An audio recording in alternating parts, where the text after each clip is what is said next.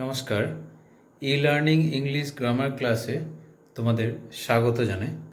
আজ আমরা ইংলিশ গ্রামারের একটা অত্যন্ত গুরুত্বপূর্ণ বিষয় সেন্টেন্স, সেই সেন্টেন্স যা যে কোনো ভাষার প্রাণ বলা যেতে পারে সেটাকে নিয়ে আমরা আলোচনা করব। তাহলে প্রথমে আসা যাক, সেন্টেন্স কাকে বলে। Sentence is a group of words having its own complete meaning, অর্থাৎ বাক্য হচ্ছে একগুচ্ছ শব্দের সমষ্টি যার একটা সম্পূর্ণ নিজস্ব অর্থ থাকবে। এই সেন্টেন্সকে ইংরেজিতে আমরা 5টি ক্যাটেগরিতে ভাগ করি, অর্থাৎ 5টি ক্লাস রয়েছে। কি কি? Assertive sentence, imperative sentence, interrogative sentence, objective sentence এবং এক্সক্লেমেটরি সেন্টেন্স। প্রথমেই আসা যাক অ্যাসার্টিভ সেন্টেন্স কি এবং তার উদাহরণ নিয়ে ব্যাখ্যা করব। অ্যাসার্টিভ সেন্টেন্স কি? অ্যাসার্টিভ সেন্টেন্স হচ্ছে these sentences are used to describe or assert facts or statements. আমরা একে স্টেটমেন্ট হিসেবেও চিনি অ্যাসার্টিভ সেন্টেন্সকে, অর্থাৎ সাধারণ ঘটনার বর্ণনা থাকবে এই বাক্যের মাধ্যমে প্রকাশ করার বিষয়। তো সাধারণ ঘটনা বলতে কি বোঝায়? অর্থাৎ এখানে সাবজেক্ট বসবে, তারপরে ভার্ব বসবে, এটাই স্বাভাবিক। Assertive sentences are of two types. দুই ধরনের অ্যাসার্টিভ সেন্টেন্স হয়। কি কি? এক হচ্ছে অ্যাফার্মেটিভ সেন্টেন্স, অর্থাৎ হ্যাঁবাচক বাক্য। ইট মিনস পজিটিভ, অ্যাফার্মস সামথিং, অর্থাৎ এমন ধরনের বাক্য যেগুলো কোনো কিছু পজিটিভকে ইঙ্গিত করে। আর কি রয়েছে? দ্বিতীয়ত ওকে ভাগ করা যায় আর একটি ভাগে, সেটি হলো নেগেটিভ সেন্টেন্স, অর্থাৎ নাবাচক বাক্য। তাহলে একটি হলো হ্যাঁবাচক অ্যাসার্টিভ সেন্টেন্স, একটা হচ্ছে নাবাচক অ্যাসার্টিভ সেন্টেন্স। নেগেটিভ সেন্টেন্স কি ঘটে? It express something negative. Examples, for examples, I know him, একটা সাধারণ ঘটনা, আমি তাকে চিনি, দিস ইজ অ্যাফার্মেটিভ। কিন্তু যখন আমরা বলছি আই ডোন্ট নো হিম, আমি তাকে চিনি না, দিস এক্সপ্রেস সামথিং নেগেটিভ, এটা হলো নেগেটিভ সেন্টেন্স। তাহলে দুটোই কিন্তু অ্যাসার্টিভ, একটা হলো অ্যাফার্মেটিভ, একটা নেগেটিভ, এই জন্য আমরা দুভাগে ভাগ করছি। এগেন আর একটা এক্সাম্পল দেখা যাক, he reads English news papers. এটা হচ্ছে অ্যাফার্মেটিভ, কারণ এখানে কোনো নেগেটিভ শব্দ নেই, কোনো নাবাচক কোনো বিষয় আমরা এখানে পাচ্ছি না। সে ইংরেজি নিউজ পেপার পড়ে, বিভিন্ন নিউজ পেপার সে পড়ে থাকে। আবার যখন বলছি he does not read English news papers, সে কখনোই ইংলিশ নিউজ পেপার পড়ে না, তাহলে কি হচ্ছে? পড়ে না, না শব্দ যেখানে আসবে সেটা হবে নেগেটিভ। তাহলে অ্যাসার্টিভ সেন্টেন্সে দুটো ভাগ পেলাম, এক হচ্ছে অ্যাফার্মেটিভ, দ্বিতীয় হচ্ছে নেগেটিভ। এরপর চলে আসা যাক ইন্টারোগেটিভ সেন্টেন্স। ইন্টারোগেটিভ সেন্টেন্স কি? না, সেন্টেন্সেস দ্যাট আস্ক কোয়েশ্চেন্স, অর্থাৎ সেই ধরনের বাক্য যেগুলির মাধ্যমে প্রশ্ন জিজ্ঞাসা করা হয়। They ask questions and ends with a question mark. Remember it, সবসময় ইন্টারোগেটিভ সেন্টেন্সেস বৈশিষ্ট্য হলো যে তার শেষে অবশ্যই একটা কোয়েশ্চেন মার্ক থাকবে। এর গঠনটা কেমন হবে? প্রথমেই শুরু হবে হেল্পিং ভার্ব বা অক্সিলিয়ারি ভার্ব প্লাস সাবজেক্ট, অর্থাৎ ভার্বটি আগে বসবে, তারপর সাবজেক্ট বা কর্তা বসবে। দে আর ডিভাইডেড ইন্টু টু ক্যাটেগরিজ। এই অ্যাসার্টিভ সেন্টেন্সের মতো ইন্টারোগেটিভ সেন্টেন্সকেও দুটো ক্যাটেগরিতে ভাগ করা হয়। কি কি? একটা বলা হয় ইয়েস নো কোয়েশ্চেন, অপরটি হচ্ছে WH কোয়েশ্চেন। ইন্টারোগেটিভ সেন্টেন্সকে বর্তমান অনেক গ্রামার বইয়ে দেখে থাকবে যে সেখানে কোয়েশ্চেন টাইপ সেন্টেন্স বলেও বলা হয়। যাই হোক, ইয়েস নো কোয়েশ্চেন আর WH কোয়েশ্চেন মূলত এই দুটি ভাগে ভাগ করা হয় ইন্টারোগেটিভ সেন্টেন্সকে। এছাড়াও পাশাপাশি এর সঙ্গে আর একটি বিশেষ ধরনের কোয়েশ্চেন হয়, তাকে বলা হয় ট্যাগ কোয়েশ্চেন। এক এক করে জানা যাক কোনটাকে কি বলা হয়, কিভাবে তারা গঠিত হয়। যেমন ইয়েস নো কোয়েশ্চেন, অর্থাৎ হ্যাঁ বা নাবাচক প্রশ্ন। কীরকম? কোনো ইন্টারোগেটিভ সেন্টেন্স যখন অ্যাম, ইজ, আর ওয়াজ ওয়্যার অর্থাৎ বি ভার্বের এই রূপগুলি, অথবা shall, will, do, does, did, has অথবা হ্যাভ বা হ্যাড, এই সমস্ত ভার্বগুলি দিয়ে প্রশ্ন করা বোঝায়। এছাড়াও আরও কিছু শব্দ রয়েছে, যেমন ক্যান, কুড, মে ইত্যাদি দিয়ে শুরু হয়। তখন এইসব অক্সিলারি ভার্বগুলির ওই প্রশ্নের উত্তর শুধুমাত্র ইয়েস বা নো অর্থাৎ হ্যাঁ বা না দিয়েই দেওয়া যায়, তাই এদের ইয়েস নো কোয়েশ্চেন বলা হয়। একটা উদাহরণ দিয়ে দেখলে বিষয়টি আরও পরিষ্কারভাবে বোঝা যাবে। Examples: is he reading now? সে কি এখন পড়ছে? আনসার: আমরা ইয়েস দিতে পারি অথবা নো দিতে পারি। Yes, he is reading now, অথবা no, he is not reading now. Again another example: may I go there? আমি কি সেখানে যেতে পারি? আনসার দিতে পারে কেউ yes, you may, or you may not. তাহলে আমরা কী দিয়ে উত্তর দিচ্ছি? ইয়েস অথবা নো দিয়ে। তাই এই ধরনের ইন্টারোগেটিভ সেন্টেন্সকে আমরা কি বলবো? Yes no question. আরও দুটো উদাহরণ দেখো। Am I right? আমি কি ঠিক? Have you done it? তুমি কি এটা করেছো? এই সমস্ত প্রশ্নগুলির উত্তর ইয়েস বা নো দিয়েই দেওয়া যায়। Next, WH question. আর এক ধরনের প্রশ্ন হয়, ইন্টারোগেটিভ সেন্টেন্সের ভাগ রয়েছে যাকে বলেছি WH কোয়েশ্চেন্স। যখন কোনো interrogative sentence who, which, when, where, whose, what, why অথবা হাউ দিয়ে শুরু হয়, তখন তাকে WH কোয়েশ্চেন বলে। অর্থাৎ এই শব্দগুলি লক্ষ্য করো, who, which, when, where, whose, what, why, এদের সবগুলোই WH শব্দ দিয়ে শুরু হচ্ছে। তাই প্রথম দুটি অক্ষরকে নিয়ে এদের নামকরণ করা হয় একত্রে WH কোয়েশ্চেন বলে। এদের ইনফরমেটিভ কোয়েশ্চেনও বলা হয়। ইনফরমেটিভ কেন বলা হচ্ছে না, এই প্রশ্নগুলির মাধ্যমে আমরা কোনো ইনফরমেশন বা তথ্য পেয়ে থাকি। আগেরগুলি ইয়েস নো কোয়েশ্চেনের ক্ষেত্রে শুধু হ্যাঁ বা না দিয়ে উত্তর দেওয়া যায়, কিন্তু লক্ষ্য করে দেখো এখানে WH কোয়েশ্চেনের ক্ষেত্রে হ্যাঁ বা না দিয়ে তুমি কোনোটি উত্তর দিতে পারবে না। যেমন মজার বিষয়, for example, what is your name? তোমার নাম কি? যদি তুমি বলো আমার নাম হ্যাঁ বা না, হাস্যকর ব্যাপার হয়। তাই এগুলি হচ্ছে ইনফরমেটিভ কোয়েশ্চেন, অর্থাৎ কিছু ইনফরমেশন তোমাকে দিতেই হবে, তবেই কমপ্লিট আনসার হবে। Next, why are you so late? লক্ষ্য করে দেখো কোয়েশ্চেনের শেষে কিন্তু কোয়েশ্চেন মার্ক রয়েছে। Who is your favourite poet? কে তোমার প্রিয় কবি? Where do they live? Why didn't you call me? When do you get up in the morning? প্রত্যেকটা প্রশ্নের উত্তরই কিন্তু আমাদের কিছু ইনফরমেশন দিয়ে দিতে হবে। শুরু হচ্ছে এই প্রত্যেকটি question what, why, who, where, why, when ইত্যাদি শব্দ দিয়ে। তাহলে এই শব্দগুলি দিয়ে শুরু হওয়ার কারণে এই ধরনের প্রশ্নকে আমরা বলছি WH কোশ্চেন। এটা গেল দ্বিতীয় ভাগ। এছাড়া আর এক ধরনের কোশ্চেন আমরা বলেছিলাম প্রথমেই, সেটা হচ্ছে ট্যাগ কোশ্চেন। ট্যাগ কোশ্চেন কি? ট্যাগ কথার অর্থ হচ্ছে যুক্ত করা। যখন কোনো অ্যাসার্টিভ সেন্টেন্সের শেষে প্রশ্নবোধক বাক্য বা ইন্টারোগেটিভ সেন্টেন্সের অংশ যোগ করে দেওয়া হয় জোর দেওয়ার জন্য বা নিশ্চিতভাবে কোনো কিছু জানার জন্য, তখন তাকে ট্যাগ কোয়েশ্চেন বলা হয়। যেমন উদাহরণ দেখো, রাম ইজ এ গুড বয়। আমরা সবাই জানি রাম একটি ভালো ছেলে। আরও জোর দেওয়ার জন্য কি বলছি? ইজন্ট হি? নয় কি সে? তাহলে আমরা কি জোর দেওয়ার জন্য ইন্টারোগেটিভ সেন্টেন্সের একটা অংশ এখানে জুড়ে দেওয়া হয়েছে। তাই Ram is a good boy, isn't he? Again, Moni can not speak Hindi, can she? Moni হিন্দিতে কথা বলতে পারে না, পারে কি সে?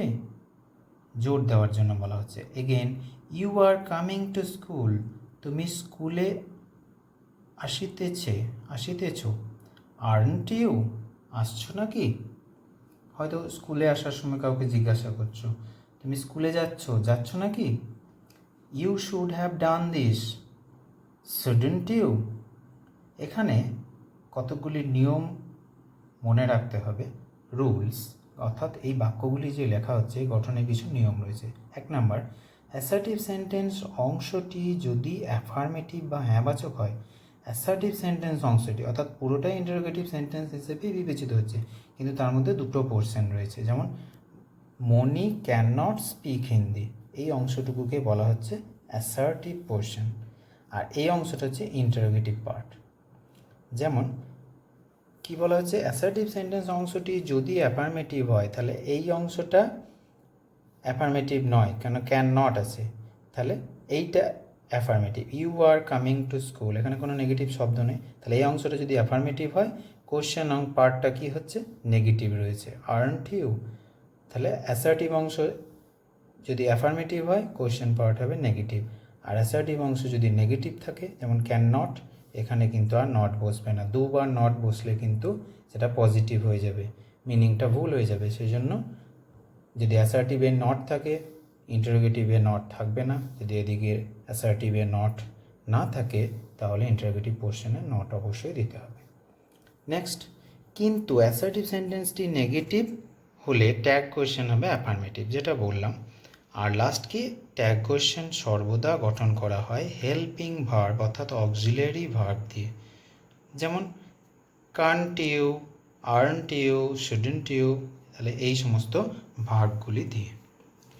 নেক্সট চলে আসা যাক ইম্পারেটিভ সেন্টেন্স।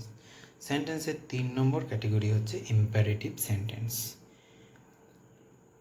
কাকে বলে ইম্পারেটিভ সেন্টেন্স? না, যে সেন্টেন্সের সাহায্যে আদেশ, অনুরোধ, উপদেশ, প্রস্তাব বা পরামর্শ দেওয়া হয়, সেই বাক্যকে ইম্পারেটিভ সেন্টেন্স বলে। একে বাংলায় বলা হয় কি, অনুজ্ঞা বা আদেশসূচক বাক্য। অনুজ্ঞা বা আদেশসূচক বাক্য, এক কথায় বলা হয় আদেশসূচক বাক্য, অর্ডার টাইপ সেন্টেন্স।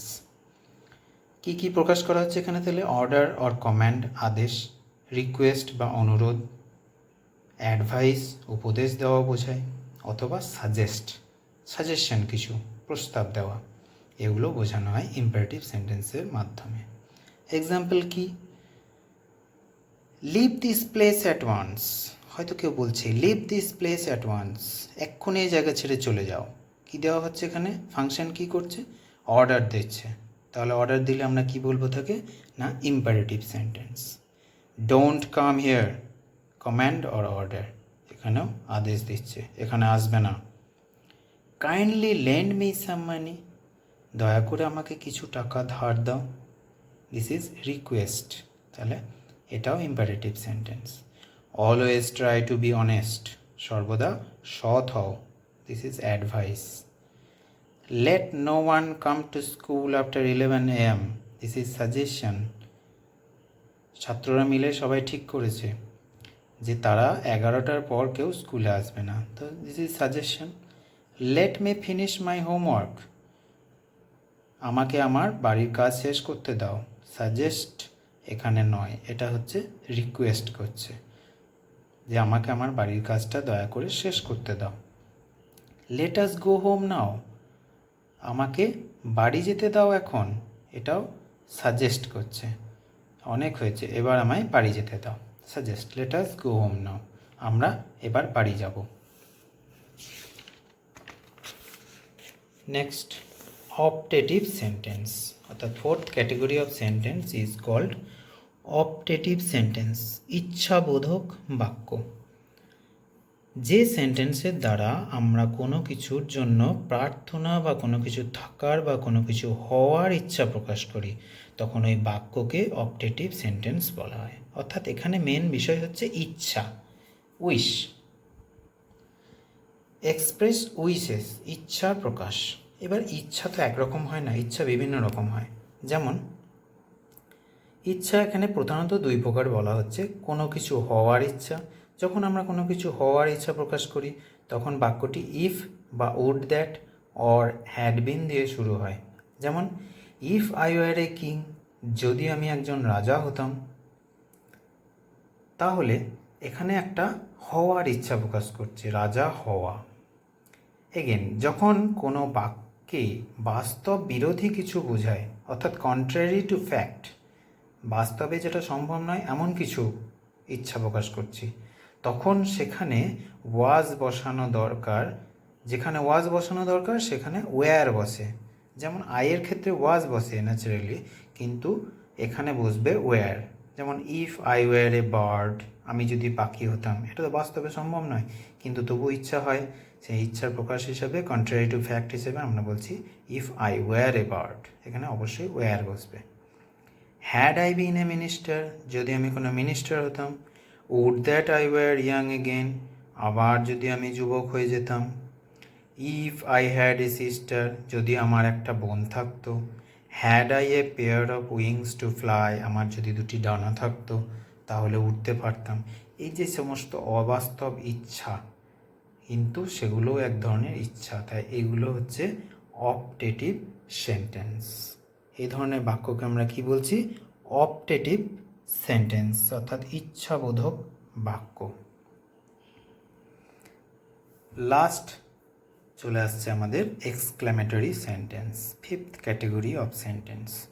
যে বাক্যের সাহায্যে মনের কোনো তাৎক্ষণিক আবেগ, যেমন আনন্দ, দুঃখ, ঘৃণা, হতাশা, লজ্জা, বিরক্তি, রাগ ইত্যাদি প্রকাশ করা হয়, সেই বাক্যকে বা সেন্টেন্সকে আমরা বলে থাকি এক্সক্লেমেটরি সেন্টেন্স। দুঃখ অর্থাৎ সরো বা রিগ্রেট, আনন্দ, জয় বা ডিলাইট, বিস্ময় অর্থাৎ সারপ্রাইজ বা ওয়ান্ডার, হতাশা ইংরেজি হচ্ছে অ্যালাস বা ডিজেক্টেড, লজ্জা শেম, বিরক্তি ডিসগাস্ট, রাগ প্রকাশ করা হয় অ্যাঙ্গার শব্দের মধ্যে দিয়ে। এবার দেখে নেওয়া যাক কিছু এক্সক্লেমেটরি সেন্টেন্সের সাহায্যে শুভেচ্ছা জানানো হয়। উদাহরণের ক্ষেত্রে গিয়ে দেখব আমরা যে এক্সক্লেমেটরি সেন্টেন্সের সাহায্যে শুভেচ্ছাও জানানো হয়। কীরকম? প্রথম দেখা হলেই আমরা শুভেচ্ছা জানাই, কি বলি? Hello, good morning, good afternoon, good evening, happy birthday, merry Christmas, happy Deepavali, many many Returns of the day. আবার যখন এগুলো প্রথমেই দেখা হলেই আমরা এই কথাগুলো বলি, কিন্তু যখন বিদায়কালীন শুভেচ্ছা, সারাদিন কাটানোর পর লাস্টে হয়তো কাউকে বিদায় জানাচ্ছি, তখন কী বলা হয়? Good bye, good night, farewell. এই শব্দগুলি হচ্ছে বিদায়কালীন শুভেচ্ছা। এগুলো সবই কিন্তু এক্সক্লেমেটরি সেন্টেন্সের পার্ট। অভিনন্দন জানাতে কনগ্রাচুলেশন, ধন্যবাদ জানাতে থ্যাঙ্কস, রেগে গিয়ে কাউকে বলা হচ্ছে দ্য লায়ার, ফুল, কাওয়ার্ড, সাহায্য চাইতে সেভ, সেভ, হেল্প, হেল্প। এইগুলি শব্দগুলি যখন আমরা বাক্যে প্রকাশ করছি তখন কি হচ্ছে? Alas, my dog is dead, হয়তো পেট ডগ ছিল, সে মারা গেছে, কি প্রকাশ করছে? সরো। এই যে শব্দগুলি আমরা দিয়েছিলাম, এবার দেখো কীভাবে বাক্যের মধ্যে সেগুলি প্রকাশিত হচ্ছে, ফাংশনগুলো। Hurrah, India has won the match, দারুণ খবর, ভারত ম্যাচটি জিতে গেছে। জয় বা ডিলাইট প্রকাশ করছে। Bravo, you have played well, খুব ভালো, তুমি খুব সুন্দর খেলেছ। অ্যাপ্লজ অর্থাৎ প্রশংসা করছে। ফাই, ছিচি, you are such a coward, তুমি এত ভীরু, অর্থাৎ লজ্জা প্রকাশ করছে। Shame, wow, what a nice picture, কি সুন্দরই না ছবিটা, এখানে সারপ্রাইজ প্রকাশ করছে। How fat the man is, লোকটি কতই না মোটা। হাউ টল ইউ আর, কি লম্বা তুমি। হোয়াট এ নিউজ, কি দারুণ খবর। তাহলে আমরা এখানে 5 ধরনের বাক্য পেলাম: অ্যাসার্টিভ, ইন্টারোগেটিভ, ইম্পারেটিভ, অপটেটিভ এবং এক্সক্লেমেটরি। তাদের গঠন, তাদের উদাহরণ এবং সেগুলি লেখার নিয়ম আমরা জানলাম। এখন আমরা এগুলি কতটা শিখতে পারলাম তার জন্য আমরা কিছু এক্সারসাইজ প্র্যাকটিস করব। লিখে নাও এক্সারসাইজগুলি। Identify what kind of sentence each of the following. কী ধরনের সেন্টেন্স নিচেরগুলি রয়েছে সেগুলিকে তোমাকে আইডেন্টিফাই করতে হবে। যেমন 1 number, please give me a pen, দয়া করে আমায় একটি পেন দাও। Why was he not present there. Number 2, why was he not present there. Number 3, you are really good, তুমি সত্যি খুব ভালো। মে ইউ সাকসিড, তুমি সফল হও। Alas, he is no more, হায় রে সে আর নেই। He does not like it, সে এটা পছন্দ করে না। হোয়াট এ পিটি, কি সুন্দর। তাহলে এই এক্সারসাইজগুলো আমরা যদি করতে পারি তাহলে জানবো যে আমরা সেন্টেন্সের যে ধরনগুলো আজকে শেখানো হলো ক্লাসে সেগুলো আমরা ঠিকঠাক শিখতে পেরেছি। ধন্যবাদ।